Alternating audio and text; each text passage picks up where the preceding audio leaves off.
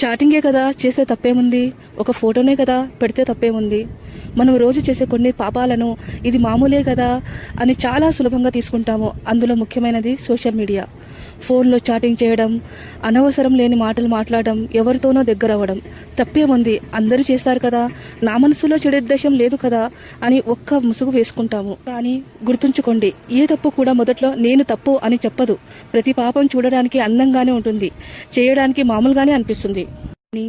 దాని పరిణామాలు మనసును, జీవితాన్ని నెమ్మదిగా ఖాళీ చేస్తాయి. దేవుడు మనకు ఒక గొప్ప వరం ఇచ్చాడు. అది మనసులో వచ్చే హెచ్చరిక. ఇది తప్పు కదా అని కనీసం ఒక్కసారైనా లోపల అనిపిస్తుంది. అదే సమయం ఆగిపోవడానికి, అదే సమయం మిమ్మల్ని మీరు కాపాడుకోవడానికి. ఆ ఒక్క హెచ్చరికను పట్టించుకోకపోతే తప్పులోకి జారిపోవడానికి 1,00,000 కారణాలు జరుగుతాయి. కాబట్టి నీ మనసు ఇది తప్పు అని చెప్పిన క్షణం ఆగిపోండి, మిమ్మల్ని మీరు కాపాడుకోండి. మరి మీరు ఒక పాపం లేదా తప్పు నుండి మిమ్మల్ని మీరు ఎలా కాపాడుకుంటారో కామెంట్లో తెలియజేయండి. ఈ ఛానల్ను సబ్స్క్రైబ్ చేయండి.